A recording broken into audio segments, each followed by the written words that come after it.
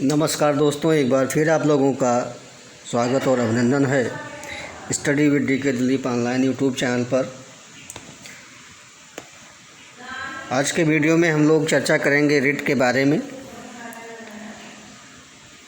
Writ शब्द जो है छात्रों के मन में कहीं न कहीं एक भ्रम की स्थिति उत्पन्न करता है कि रिट आखिर है क्या। तो हमने भारतीय संविधान में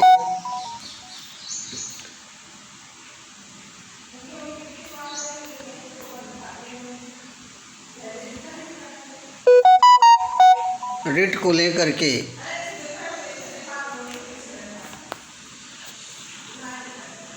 मौलिक अधिकारों के अंतर्गत संवैधानिक उपचार का अधिकार के बारे में अध्ययन करते हैं और इसमें संवैधानिक उपचार का जो अधिकार है यह हमारा एक मौलिक अधिकार है और इसके अंतर्गत हमें सुप्रीम कोर्ट डायरेक्टली आने की इजाज़त देता है, अर्थात हमें या नागरिकों को यह संरक्षण प्रदान करता है मौलिक अधिकारों के हनन होने पर। लेकिन सामान्य मामलों में अगर कही जाए बात, तो सामान्य मामलों में हमारे निचली अदालतों से होकर के हमें गुजरना पड़ता है। लेकिन यदि मौलिक अधिकारों का हनन होता है तो हम सीधे सुप्रीम कोर्ट में जा सकते हैं और इन संवैधानिक उपचार के अधिकारों के विशेषताओं के आधार पर डॉक्टर भीमराव अंबेडकर ने अनुच्छेद 32 को संविधान की आत्मा तक कहा। तो कहने का मतलब यह है कि संवैधानिक उपचार का जो अधिकार है, मौलिक अधिकार है, इसके द्वारा हमें सुप्रीम कोर्ट जो है संरक्षण प्रदान करता है। यदि हमें या हमारे मौलिक अधिकारों का हनन होता है तो हम सीधे क्या करेंगे, सुप्रीम कोर्ट में जा सकते हैं। इसके अलावा अनुच्छेद 226 में भी यह बात कही गई है कि मौलिक अधिकारों के हनन होने पर हम सीधे हाई कोर्ट के समक्ष जो है रिट कर सकते हैं, याचिका कर सकते हैं। अर्थात 226 के द्वारा, अनुच्छेद 226 के द्वारा हमें हाई कोर्ट संरक्षण प्रदान करता है, जिसका जहाँ पर जैसा क्षेत्र है। लेकिन अनुच्छेद 32 के द्वारा हम केवल भारत के सुप्रीम कोर्ट न्यायालय में ही जा सकते हैं। लेकिन 226 के तहत हम हाई कोर्ट के अंतर्गत जाने की बात कही गई है। लेकिन इसके अलावा जो है 226 के अलावा भी हमें हाई कोर्ट में अन्य बातों के लिए भी सीधे जाने की बात कही गई है। अर्थात अनुच्छेद 226 के इतर भी या अनुच्छेद 26 में मौलिक अधिकारों को संरक्षण देने के बावजूद हमें अन्य बातों के लिए भी हाई कोर्ट में शरण मिल सकती है, हाई कोर्ट में हमें याचिका करने को मिल सकता है। इस तरह कहा जा सकता है कि सुप्रीम कोर्ट का जो रिट अधिकार है वह हाई कोर्ट की अपेक्षा कम है, क्योंकि जो सुप्रीम कोर्ट का या जो सुप्रीम कोर्ट की अधिकारिता है मौलिक अधिकारों को लेकर के, वह केवल अनुच्छेद 32 तक ही सीमित है। लेकिन यदि हम हाई कोर्ट की बात करें तो मौलिक अधिकारों के संरक्षण को लेकर के साथ साथ अन्य उद्देश्यों के लिए भी हम हाई कोर्ट में जा सकते हैं। तो इस तरह हाई कोर्ट की अधिकारिता कहीं न कहीं मौलिक अधिकारों के अलावा अन्य उद्देश्यों के लिए या अन्य बातों के लिए भी हम इसमें जा सकते हैं। तो इस प्रकार से रिट के माध्यम से हमें संवैधानिक उपचारों के द्वारा अनुच्छेद 32 के तहत सुप्रीम कोर्ट में जाने का, हमारे संरक्षण का अधिकार प्राप्त है और अनुच्छेद 226 के तहत उच्च न्यायालय में या हाई कोर्ट में मौलिक अधिकारों को संरक्षण प्राप्त है। मौलिक अधिकारों के हनन होने पर हमें जो है संरक्षण प्राप्त है। इसके अलावा अन्य उद्देश्यों की पूर्ति करने के लिए या अन्य उद्देश्यों के लिए भी हम इसमें जा सकते हैं। लेकिन ऐसा नहीं है कि केवल हम किसी भी क्षेत्र के लिए जो है याचिका कर सकते हैं।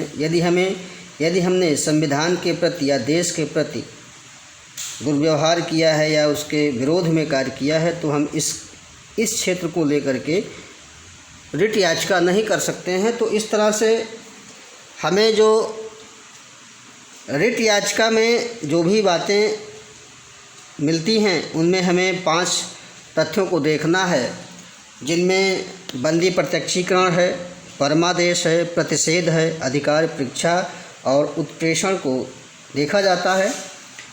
तो सबसे पहले हम देख लेते हैं कि इन रिटों में पहला जो रिट है वो है बंदी प्रत्यक्षीकरण, अर्थात हैबियस कॉर्पस इसकी अंग्रेज़ी है। और इसका तात्पर्य यह है कि कोई व्यक्ति अगर बंदी गृह में है तो उसे प्रत्यक्ष लाए जाने की बात की जाती है न्यायालय के सामने। और इसका अगर शाब्दिक अर्थ देखें तो इसे कहा जाता है कि सशरीर उपस्थित करना न्यायालय के सामने। और न्यायालय यह देखता है कि जिस व्यक्ति को बंदी बनाया गया है क्या वह वही व्यक्ति है या वही दोषी व्यक्ति है जिसे बंदी बनाया गया है। यदि ऐसा नहीं है तो उस व्यक्ति को या उस अभियुक्त को उस कैद खाने से छोड़ने का आदेश जो है सुप्रीम कोर्ट करता है और उसे छोड़ दिया जाता है। अगर हम इसके थोड़ी सी इतिहास के बारे में चर्चा करें तो यह जो है सर्वप्रथम इंग्लैंड से इसकी शुरुआत हुई थी 13वीं शताब्दी में। और वहाँ पर स्वतंत्रता के लिए इसकी शुरुआत नहीं की गई थी, अर्थात जो स्वतंत्रता की बात की जाती है बंदी प्रत्यक्षीकरण में कि व्यक्ति को स्वतंत्र छोड़ दिया जाए यदि वह दंड का भागी नहीं है या दोषी व्यक्ति नहीं है तो। लेकिन इंग्लैंड में जो बंदी होता था या जो बंदी है उसे सशरीर न्यायालय में सामने लाने के लिए कहा गया था राजा के द्वारा, क्योंकि वह लगातार जो है भाग रहा था या न्यायालय के समक्ष आने से डर रहा था। तो उसे दंडित करने के लिए यह प्रक्रिया लाई गई थी, जो कि भारत के संदर्भ में यह जो है कहीं न कहीं उल्टा देखने को मिलता है। अर्थात भारत में मौलिक अधिकारों को लेकर के स्वतंत्रता को लेकर के यह प्रावधान लाया गया, लेकिन इंग्लैंड में उसे दंडित करने के लिए जो दोषयुक्त अभियुक्त है उसे दंडित करने के लिए किया गया था। इसके अलावा अगर हम देखें तो दीवानी व फौजदारी या सिविल या क्रिमिनल दोनों मामलों में यह रिट लाया जा सकता है, रिट किया जा सकता है। इसमें एक बात और देखने को मिलती है कि यदि कोई गैर कानूनी व्यक्ति है या कोई पड़ोसी है, मित्र है या जो अभियुक्त दोषी है स्वयं वह इस रिट को ला सकता है अपने मित्रों के द्वारा, किसी गैर कानूनी व्यक्ति के द्वारा। तो एक प्रकार से जो है यह सहज किया गया कि कोई भी व्यक्ति जो है इस रिट को ला सकता है। और सुप्रीम कोर्ट पूरे भारत के लिए यह जो है सुप्रीम कोर्ट में जो पूरे भारत के लिए रिट जारी किया जा सकता है, लेकिन हाई कोर्ट में इसके अपने क्षेत्र के लिए ही रिट किया जा सकता है। अर्थात इस बंदी प्रत्यक्षीकरण में यदि हम हाई कोर्ट के अंतर्गत जाते हैं तो अपने क्षेत्र में ही जा कर के रिट कर सकते हैं, लेकिन अगर सुप्रीम कोर्ट में जाते हैं तो पूरे भारत के लिए यह प्रावधान है कि भारत से कोई भी व्यक्ति कहीं से भी जा कर के रिट कर सकता है। तो ये रहा बंदी प्रत्यक्षीकरण। और इसे जो है कहीं न कहीं मानव स्वतंत्रता का सर्वोत्तम अग्रदूत भी कहा जाता है। अर्थात यह जो है व्यक्तिगत आज़ादी या व्यक्तिगत स्वतंत्रता के लिए रिट लाई जाती है। इसके बाद हम चर्चा करेंगे परमादेश की। तो परमादेश जो है कहीं न कहीं आदेश देने के संदर्भ में किया गया, अर्थात हम आदेश देते हैं आपको अपने कार्यों को करने की, जो आपका सार्वजनिक उत्तरदायित्व है उसे ठीक प्रकार से करें। तो परमादेश का जो अंग्रेज़ी है वह है मैंडमस। तो मैंडमस की जो उत्पत्ति है वह लैटिन शब्द से हुई है। और यदि इसके शब्दों में जाएं तो ये कहता है कि वी कमांड, अर्थात हम आदेश देते हैं। अगर इसके इतिहास में हम थोड़ी सी चर्चा करें तो ब्रिटेन में इसकी उत्पत्ति होती है मैंडमस रिट को लेकर के, अर्थात परमादेश याचिका को लेकर के। इसकी उत्पत्ति ब्रिटेन से होती है। इनमें दो बातें हैं। यदि मैंडमस की उत्पत्ति को लेकर के बात की जाए तो वह लैटिन उत्पत्ति है, लेकिन अगर रिट मैंडमस की बात की जाए या मैंडमस याचिका की उत्पत्ति की बात की जाए तो ब्रिटेन में राजतंत्र के द्वारा या राजा के द्वारा इसका जो है किया गया, और किसी ऐसे पदाधिकारी, किसी ऐसे व्यक्ति, किसी संस्था, सार्वजनिक संस्था को आदेश या जारी करता है कि वह अपना सार्वजनिक उत्तरदायित्व का निर्वहन जो है ठीक प्रकार से करे। चाहे किसी संस्था को यह कह सकता है, किसी अधिकारी को कह सकता है, किसी स्थानीय संस्थान को कह सकता है।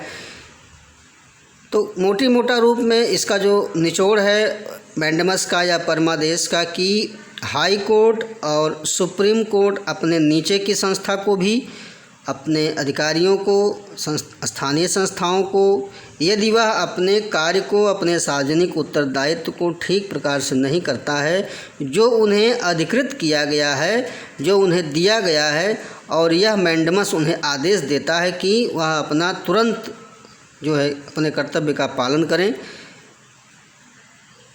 तो इस प्रकार से मैंडमस के द्वारा जो है अधिकारियों को, हाई कोर्ट, सुप्रीम कोर्ट अपने नीचे से पदाधिकारियों को या अन्य किसी संस्थाओं को जो है यह आदेश देता है कि आप अपने सार्वजनिक उत्तरदायित्व जो आपको मिला हुआ है उस कार्य को करें। लेकिन इसमें यह तथ्य नहीं छुपा हुआ है कि कोई व्यक्ति अपने सार्वजनिक उत्तरदायित्वों से अलग हटकर भी जो है कार्य कर सकता है या उसे दबावपूर्वक कार्य कराया जा सकता है इस याचिका के द्वारा। तो ऐसा भी नहीं है। तो इस प्रकार से हमने देखा कि बंदी प्रत्यक्षीकरण और परमादेश दो रिटों के बारे में चर्चा किया। इसके बाद हम लोग अगले वीडियो में 3 और रिटें हैं, प्रतिषेध, उत्प्रेषण और अधिकार परीक्षा, उसके बारे में चर्चा करेंगे। तब तक के लिए धन्यवाद।